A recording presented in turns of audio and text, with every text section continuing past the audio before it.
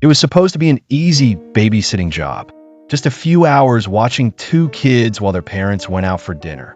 But for 19-year-old Sarah, it turned into a night she would never forget, a night that would haunt her for the rest of her life. Sarah arrived at the house around 6 p.m. The parents, Mr. and Mrs. Carter, were friendly and welcoming. They showed her around the house, gave her instructions for the kids, and left her with their phone number in case of emergencies. The house was beautiful, a large old Victorian home with high ceilings and antique furniture. But as soon as the parents left, Sarah felt a strange unease settle over her. The kids, Emily and Jack, were sweet and well-behaved. They played in the living room while Sarah sat on the couch, scrolling through her phone. But after about an hour, Sarah heard something, a faint creaking sound coming from upstairs. She paused, listening. The house was old, so she figured it was just the wood settling.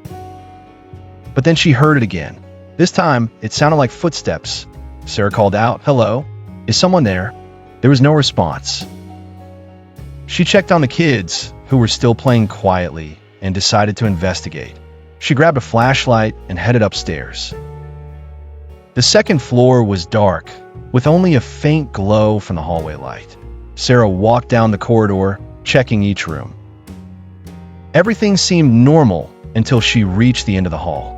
There was a door she hadn't noticed before, a small, narrow door that looked like it led to an attic. The creaking sound was coming from behind it. Sarah hesitated. She didn't want to go up there, but she couldn't shake the feeling that something was wrong. She opened the door and found a set of rickety stairs leading into the darkness.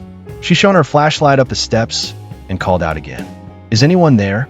Silence.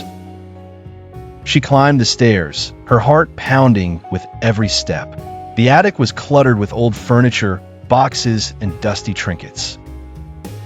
But as she scanned the room, her flashlight landed on something that made her blood run cold. A small, hidden door in the corner.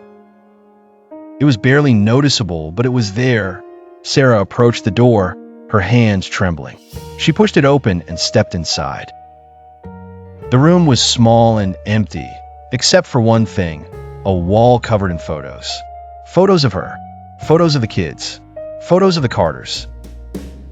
And in the center of the wall, written in red paint, were the words, "I'm always watching." Sarah's breath caught in her throat.